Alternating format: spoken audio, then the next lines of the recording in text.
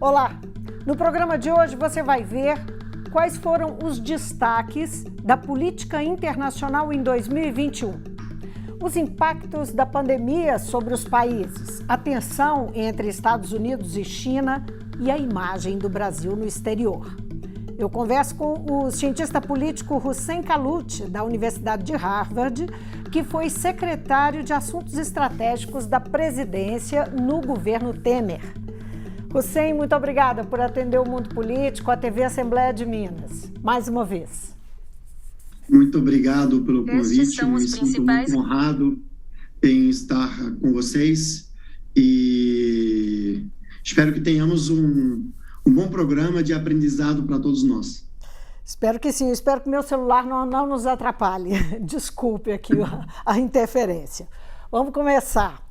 O mundo está prestes a encerrar um ano sob a pandemia da Covid. É o segundo ano, né, sob a pandemia. Qual é o cenário das relações internacionais no mundo pandêmico? Bom, eu acho que a pandemia ela trouxe diversas lições para muitos países. Uma dessas lições é a necessidade da cooperação internacional de forma que elimine barreiras e leve a uma compreensão maior sobre a necessidade de troca de informações científicas, especialmente entre os países. Não se pode combater a pandemia sozinho, e esse momento circunstancial da nossa era provou que não dá. Um país não é capaz de combater isso de forma unilateral, que é preciso de um esforço coletivo. Segundo ensinamento, eu acho que a pandemia deixou, que não adianta essa cooperação ser dimensionada e restrita aos países ricos. Desenvolver vacina e franquear a vacina a quem apenas pode comprar a vacina, né?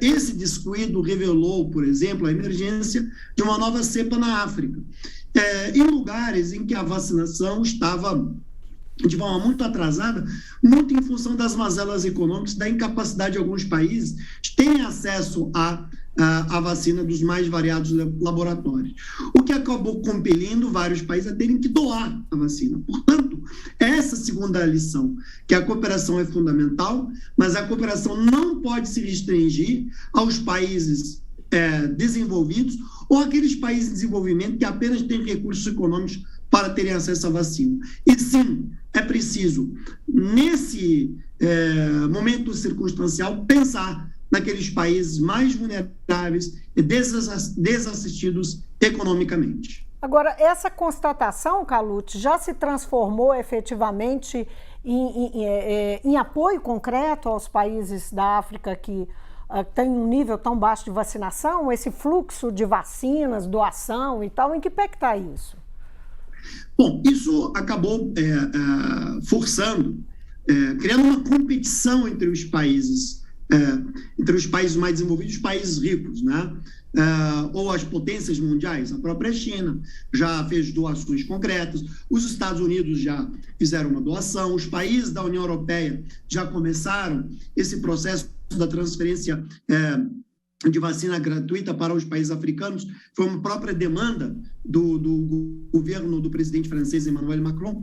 Então, se vê uma mobilização, é uma rivalidade que se impõe como uma forma também a elevar a política de prestígio desses países, né? Quer dizer, os países da União Europeia, Estados Unidos e China, sim, já se comprometeram e começaram a enviar vacinas para o continente africano. O Brasil pode mesmo doar a Coronavac, como se falou? Há alguns dias atrás surgiu essa conversa. O Brasil, na verdade, contra tudo e contra todos, conseguiu desenvolver, em parceria com o laboratório chinês, uma vacina que hoje tem sido a principal salvação, digamos assim, da nossa sociedade, até que outras chegarem, até que outras como a Moderna, Pfizer, até a entrada dessas vacinas no país, a única opção que nós tínhamos era a Coronavac. E, de fato, ela foi muito importante no processo de combate à pandemia. Acho que sim, é possível, sim, o Brasil, através do Butantan, entrar nessa corrida de doação. O problema é que isso não é uma política de Estado. E para você fazer essa doação, esse tipo de aparato, você precisa do governo federal. Você precisa de uma diplomacia presidencial consciente de seu papel. E o problema é que nós temos um presidente que até hoje trabalha contra o processo da vacinação no país, né? Quer dizer, as mais recentes declarações dele, de volta da cloroquina, de que a vacina causa trombose, isso só gera, só arruína a imagem do Brasil no mundo. E a minha leitura é que, por mais que o governo do Estado de São Paulo, outros governos estaduais queiram fazer essa colaboração, em última medida, isso depende do governo federal ser o facilitador. E, infelizmente, a política externa, ou a diplomacia de cooperação para a saúde fica, em certa medida, vulnerável. Só lembrando que essa semana o presidente passou a responder pelo caso da declaração dele sobre HIV, não é? Relacionando o HIV com Covid, né? Para não esquecer do fato aí que está, digamos, entre as diversas declarações que ele já fez. Mas, enfim, ainda falando sobre a política, né, entrando então nessa questão da política externa brasileira, esse ano, no início, acho, salvo engano, em março, Ernesto Araújo deixou o Itamaraty, não é? Ele era o chanceler desde o início do governo Bolsonaro e foi substituído pelo Carlos França, que hoje está à frente do Itamaraty, da política externa. Recai sempre uma suspeita, apesar dele ser mais discreto, ter um discurso, ser menos presente, há sempre uma desconfiança sobre como essa política está sendo conduzida. Como, Hussein? Como o Brasil está se comportando externamente? Olha, por mais que se procure dizer que a política externa mudou, não mudou. Isso é uma fábula e só acredita quem quiser. O presidente é o mesmo, o governo é o mesmo e, portanto, a política externa é a mesma. Tá? A mudança verborrágica na entonação não necessariamente reflete a mudança no conteúdo. É fato que o chanceler novo, Carlos França, ele tem um estilo linguístico menos agressivo do que o Ernesto Araújo. Mas a substância é a mesma, até porque a política externa é construída sobre temas, meio ambiente, direitos humanos, política comercial e por aí vai. Né? O que mudou na política ambiental brasileira? Nada. O desmatamento segue. As violações ou a falta de compromisso com os direitos fundamentais seguem na mesma toada. A ameaça à ordem democrática não se dissipou. Portanto, a política externa é a mesma. O que mudou, talvez a roupagem, mas a roupagem, ela não altera o conteúdo de fundo. Né? Se a gente olhar, por exemplo, para o padrão de voto do Brasil nas Nações Unidas, o padrão de voto segue o mesmo. Um estudo feito pela USP, pelo professor Feliciano Guimarães, em temas como meio ambiente, direitos humanos, democracia, comércio, etc., o que se percebe, e a ideia do estudo era tentar, ainda um estudo inicial, era tentar mostrar se o governo Bolsonaro tinha duas diplomacias ao largo dos 3 anos de governo. Uma política externa 1, uma política externa 2. Né? E o que se descobriu ao analisar os múltiplos discursos anteriores a março e posteriores a março, há uma mudança nos advérbios, há uma mudança nos aditivos. Mas a prática, a política, ela é a mesma. E, infelizmente, para o Brasil ter uma nova política externa comprometida com a nossa doutrina constitucional, com os interesses da sociedade, somente com uma mudança de governo. Porque neste governo não é possível haver uma mudança quanto às linhas da política externa, porque ela também é construída para atender uma base dogmática, uma base fanatizada, que exige um padrão de comportamento com um conteúdo muito específico.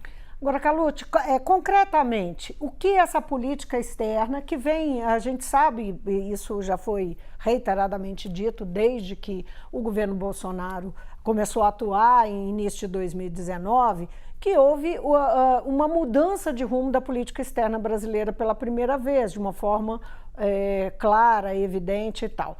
Efetivamente, como é que isso que concretamente traz de consequência para o país, não é?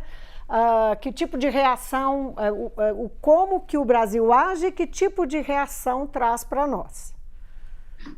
Eu não quero entrar muito numa explicação, digamos, muito teórica, quer dizer, do corolário doutrinário da política externa, o que o Brasil... A gente tem uma política externa bicentenária, tem 200 anos. Ela obedece à mesma doutrina, aos mesmos cânones, respeito ao direito internacional, princípio da não intervenção da soberania dos demais países, não se permitir um alinhamento automático, ter um processo, digamos, independente nas relações internacionais, então uma série de coisas. Então, vamos objetivamente.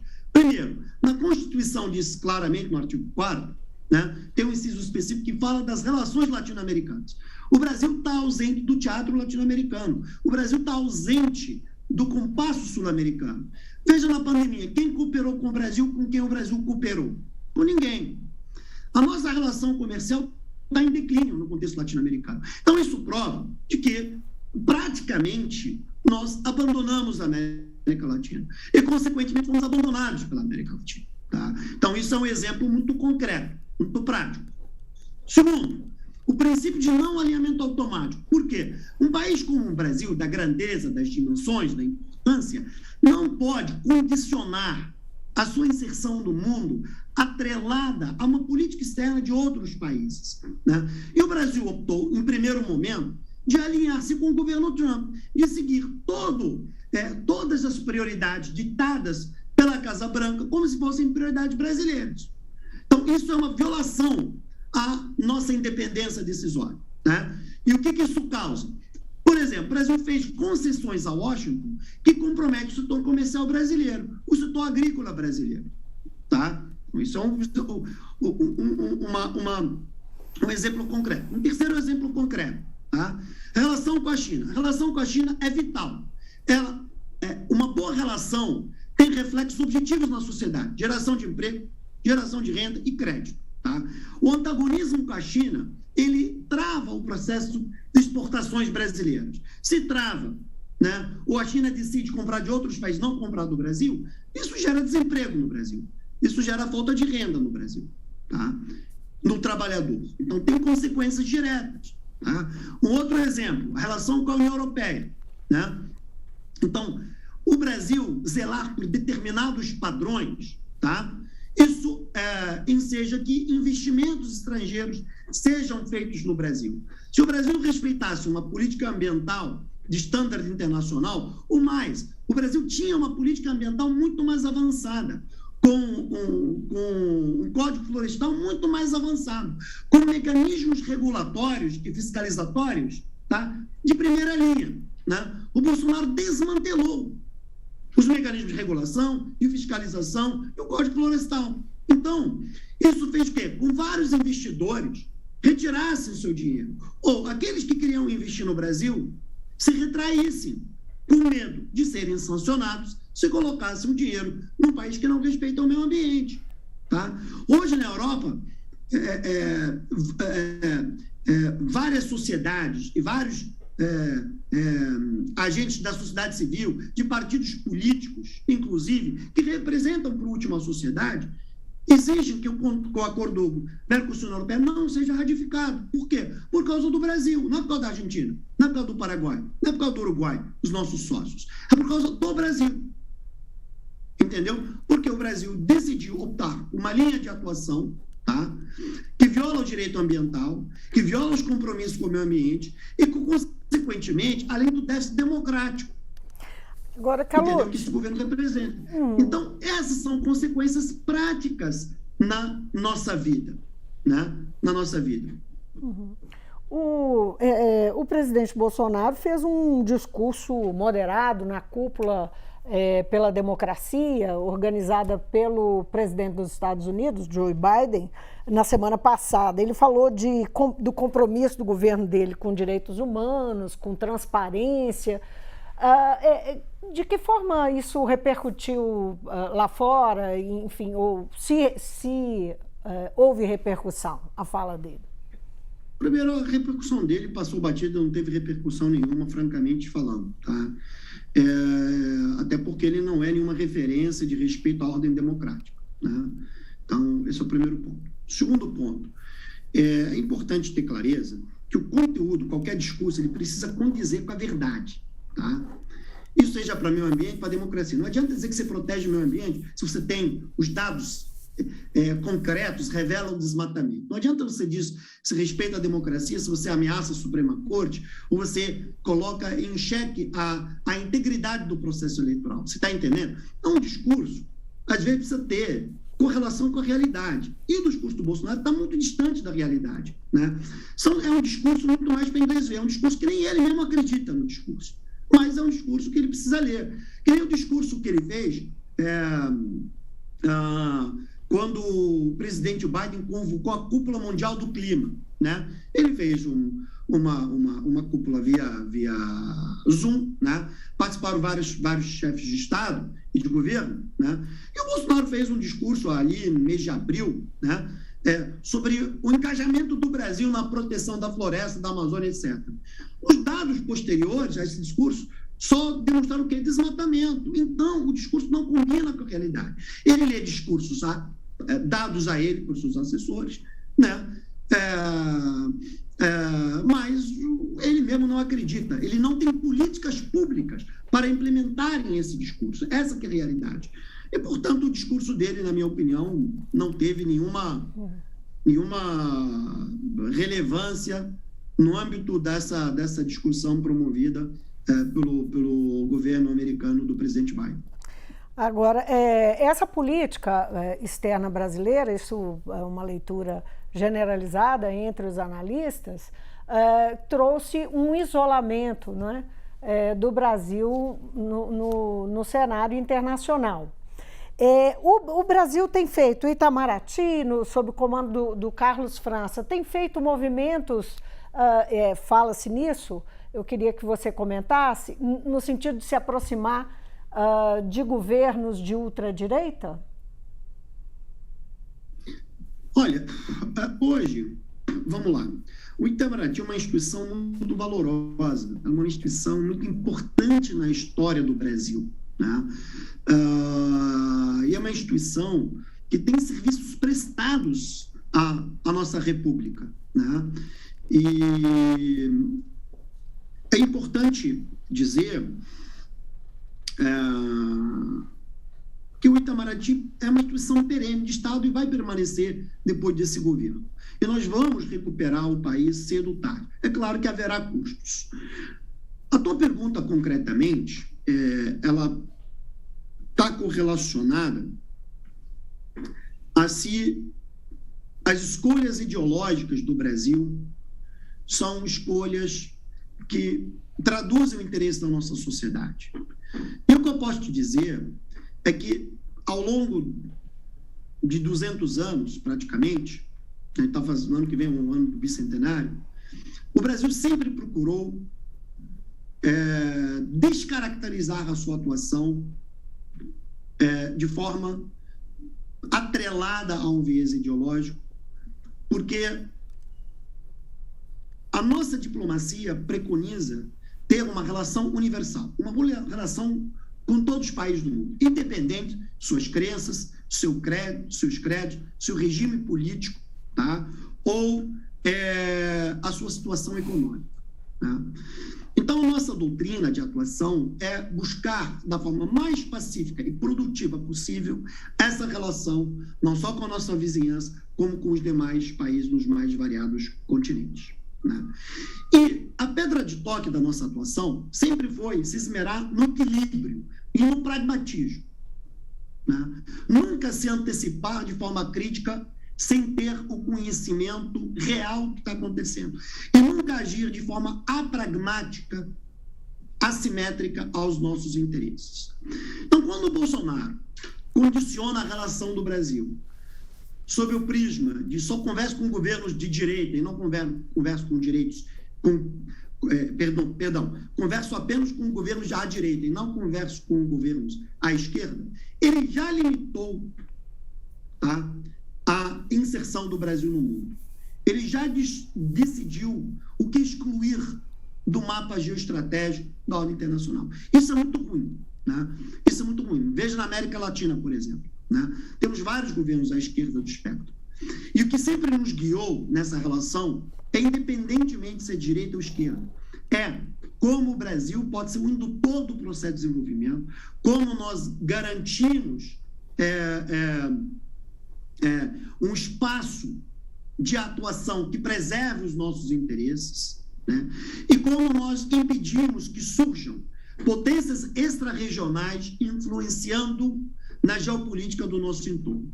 E para fazer esse exercício diplomático, você não pode ter preferências ideológicas, mais à direita, mais à esquerda, porque o seu interesse ele está interconectado com todas essas interfaces, né? Então, é lamentável, às vezes, ver que o nosso processo decisório privilegia governos mais radicalizados ou de uma tonalidade só. Porque a nossa sociedade ela é de múltiplas tonalidades. Nós somos uma sociedade plural, multiétnica, multirracial. Então, a política externa ela precisa ser um reflexo do seu tecido social, né? Um reflexo do seu arcabouço socioeconômico, e não de uma fenda específica ou de 20%, 17% da sociedade. E isso, infelizmente, é o que está acontecendo. Vamos falar um pouquinho do tensionamento que existe entre Estados Unidos e China. Os Estados Unidos anunciaram um boicote diplomático aos Jogos de Inverno da China. Ele já foi seguido por 5 países. Quanto isso é importante e como é que isso se repercute pelo mundo? Que importância tem isso no cenário? Bom, eu acho que não há dúvida nenhuma de que nós estamos vivendo uma nova era de rivalidade entre China e Estados Unidos. É importante sempre tomar o cuidado de nunca comparar isso à Guerra Fria entre a União Soviética e os Estados Unidos. São dinâmicas muito diferentes, contextos históricos muito diferentes e regras, digamos, de engajamento muito diferentes. Na Guerra Fria entre Estados Unidos e União Soviética, ela se baseou num vetor ideológico, né, quer dizer, socialismo versus capitalismo, e também numa competição armamentista, né? E esses dois países, naquela época, não tinham complementariedade econômica nenhuma, tá? É importante entender esse contexto. Essa rivalidade China-Estados Unidos, ela tem uma relação interdependente, há uma grande complementariedade entre os dois países. Os Estados Unidos compram muitos produtos manufaturados da China, a China compra muitas commodities dos Estados Unidos, a China é um dos maiores investidores, entre os 3 maiores investidores na dívida pública americana, tem muitas empresas americanas atuando na China, ou seja, há uma relação de interdependência econômica muito grande. Por essa razão, não se pode colocar no mesmo recipiente, digamos, a rivalidade anterior entre a União Soviética e os Estados Unidos. Segundo, não se trata por uma rivalidade de caráter ideológico, de comunismo versus capitalismo, modelo chinês versus modelo americano. Não tem nada a ver, né? Não é esse. E não é uma corrida armamentista, é uma rivalidade, na verdade, que vai se balizar pelo que se chama techno-economy. A tecnologia é atrelada à economia, né? O papel da tecnologia na nova ordem internacional vai se basear na bioeconomia, né? Na interface entre as mudanças climáticas e o desenvolvimento sustentável, né? Essa outra chave é importante. E terceiro, uma rivalidade por maior influência na Ásia. Quem vai ser mais capaz de influenciar o contexto da Ásia e do Pacífico? Então, essa rivalidade... Por que lá? Por que nessa região? Porque ali está o peso gravitacional das relações internacionais, né? Ali que você tem, digamos, o maior tabuleiro geoeconômico, né? Então, a Europa não cresce mais na Europa, ela cresce na Ásia. Os Estados Unidos não crescem mais na Europa ou na América Latina, cresce na Ásia, né? Então, e ali você tem, digamos, potências econômicas, políticas e militares, né, que não são mais só potências emergentes. Você tem a China, você tem a Índia, você tem o Japão, você tem a Rússia, que também tem um olhar asiático, né? Você tem o Irã voltando para a Ásia, você tem a Turquia também olhando mais para o Oriente, né? Você tem a Austrália cada vez mais preocupada com o quê? Com a Ásia, não é com outras esferas geográficas. Portanto, o peso gravitacional das relações internacionais, o centro gravitacional deslocou-se para lá. Por isso, essa competição no contexto asiático. Se a gente olhar hoje, quem é o maior parceiro comercial do Brasil? É a China. Está onde? Na Ásia. Se a gente olhar hoje da dimensão do nosso comércio exterior, a totalidade das exportações, comparado com a América Latina, com a América do Norte, com a Europa, boa parte da nossa massa exportadora hoje está na Ásia, para além da China. Portanto, essa razão explica porque o ensaio asiático se tornou vital para o equilíbrio da ordem internacional, né? E para nós faz uma diferença imensa, não é, Carlucci? Claro, economicamente e até tecnologicamente e politicamente. Então, voltando para o cerne da sua questão, essa rivalidade ela vai se manifestar em vários aspectos. E os Estados Unidos não conseguem mais não reconhecer a importância da China como uma superpotência rival. E a China não aceita mais ser vista como uma potência em ascensão, ou uma potência ascendente. A China exige o reconhecimento de ser vista e reconhecida como uma superpotência global, né? Ela exige. E basta olhar para a política externa americana. Quer dizer, a própria narrativa, modulação e tomada de decisão já reconhecem de forma digamos, objetiva ou não, essa importância da China como uma superpotência rival. E você não mandar uma delegação, você não mandar uma delegação à Olimpíada, não se fazer presente, na verdade é preciso explicar. Não é que não está se mandando uma delegação de atletas, os atletas estão indo. É que a China convidou representantes governamentais para estarem na cerimônia de abertura. E que os países, alguns países, se recusaram a mandar representantes governamentais. Não acho que isso afete diretamente essa dinâmica, mas é a forma como os Estados Unidos querem estabelecer linhas, né, de narrativa, dizendo que eles não concordam com o modelo político chinês, né? Uma forma de subtrair a legitimidade da China e uma forma de criar impor uma escolha binária ao mundo, ou a China ou os Estados Unidos, ou países autocratas ou países democratas. Então, uma forma de simplificar demais essa rivalidade, que, na minha opinião, na verdade, é uma tentativa de escamotear o que está no fundo desse processo de transformação da ordem internacional. Pois é, essa a gente vê no Joe Biden, no presidente dos Estados Unidos, uma ênfase nesse sentido. Mas como é que tem sido, como é que tem reagido os países, a Europa e os aliados do Ocidente liberal, como é que tem reagido a esse comportamento do Joe Biden e o quanto tem reconhecido ele de fato como essa liderança que ele pretende, não é, que ele tem demonstrado querer assumir como um líder, não é, num outro patamar que os Estados Unidos estava até há pouco. Bom, vamos lá. Primeiro, os Estados Unidos tiveram um apoio, se não me engano, de uma dezena de países, e não mais do que isso, né? Vários outros países não aderiram a a essa, digamos, proposição política da diplomacia americana, né? É claro que os Estados Unidos estão testando a flexibilidade tática da China e dos outros países, mas esse processo repetido reiteradamente também vai vulnerabilizando o papel de liderança dos Estados Unidos no mundo, à medida em que eles percebem que não tem muitos seguidores nesse tipo de iniciativa, né? Um outro ponto importante de ser sublinhado é que existem duas leituras, tá, nas relações internacionais de como a relação China-Estados Unidos vai se dimensionar.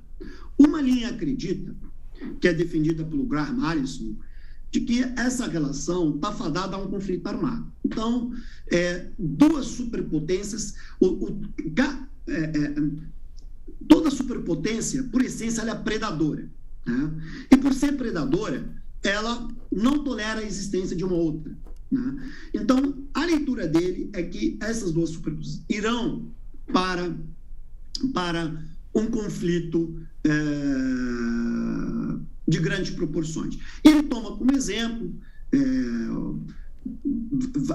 a guerra pelo Peloponeso, ele toma como exemplo as guerras púnicas, ele toma, por exemplo, outras guerras, por exemplo, do Império Romano, do Oriente com o Ocidente, da Pérsia com o Império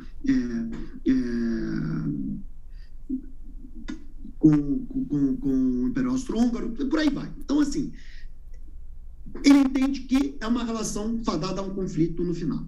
Mas tem outra linha, outra corrente que diz não, que é possível, no âmbito dessa rivalidade, você rivalizar e cooperar ao mesmo tempo, em que você pode rivalizar sobre aquilo que é tático, que não tem fundo estratégico, e cooperar naquilo que tem alto impacto, em que as duas potências têm interesse na estabilização do sistema internacional. Então, por exemplo, os americanos podem não querer mandar uma delegação política, né, para a abertura dos Jogos Olímpicos de Inverno, mas na cúpula das Nações Unidas do Clima, em Glasgow, na COP26, eles conseguiram costurar um comunicado conjunto, né?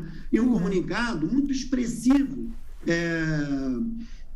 no sistema internacional, muito expressivo para a discussão das mudanças climáticas. Portanto, o que demonstra que essa outra linha de rivalidade e cooperação também ela existe. A questão central é até que ponto essas duas superpotências trabalharão no âmbito de rivalidade e cooperação, né? E qual é o limite de tensionamento que pode desencadear um conflito ou não. Na minha avaliação, nenhuma das superpotências tem interesse no conflito armado, porque isso, digamos, arruinaria não só a ordem internacional, mas também minaria a condição de potência econômica de uma ou de outra, de um ou de outro país, né? E vulnerabilizaria uma ou outra superpotência. Então, essa ordem internacional está em processo de transformação, existem muitas conformações e camadas ainda que precisam assentar, e aí não é possível fazer prognóstico de qual será, enfim, o final dessa rivalidade. O que eu posso dizer é que é uma rivalidade que tem características como nenhuma outra rivalidade teve, em nenhum tempo da nossa história. Nenhuma superpotência chegou a dominar os elementos de poder que essas duas dominam. Poder militar, poder econômico, poder político, poder tecnológico e poder de inteligência, né? Então, se você olhar, nem o Império Romano tinha o poder militar que as duas têm, nem o poder econômico que as duas têm, nem o poder tecnológico que as duas têm. Nem o Império Otomano, nem o Império Persa, nem o Império do Mundo chegou a ter, nem o Império francês, o austro-húngaro, o britânico chegou a ter esse domínio sobre esses elementos de poder. Então, é uma rivalidade muito sui generis às características da história. Carlota, então, essa é uma tensão que está em aberta aí para 2022. Aí só, sem deixar de mencionar, o mundo está preocupado em juntar aí resolver os problemas e enfrentar não é, as perdas econômicas que teve, os diversos países tiveram, e a pandemia, a inflação, e tem aí no meio de tudo isso essa tensão, né? Só para encerrar rapidamente, que o nosso tempo já acabou, 2022. Eu acho que o Brasil está diante de um desafio histórico, um desafio de como queremos ser como sociedade, né? E uma eventual reeleição do atual projeto de poder tende, na minha visão, a descaracterizar muito daquilo que fez do Brasil ser o que o Brasil é no mundo. Tá? A persistência desse projeto de poder e sua consolidação tende a nos transformar, talvez, não naquele país que sempre que se fala do Brasil, você vê o sorriso estampado na cara das pessoas. Antigamente, quando eu viajava, ou aqui em Harvard, ou em outro lugar, de onde você é do Brasil, as pessoas sorriam naturalmente. Desde o advento desse governo, quando se fala do Brasil, as pessoas já te olham com uma certa reticência, né? E isso ficou plasmado na COP26, né? Você é do Brasil do bem ou do Brasil do Bolsonaro, né? Havia essa dualidade no olhar sobre o Brasil. Acho que nós estamos diante de ano que vem, um ano histórico, talvez o ano mais importante da história do Brasil, sobre o que queremos ser no futuro. Isso vai definir os contornos das próximas décadas, do futuro dos nossos filhos, dos nossos netos, né? Eu acredito que uma mudança de governo, quer dizer, qualquer que seja ele, o Brasil voltará a recuperar minimamente a sua dignidade internacional, né?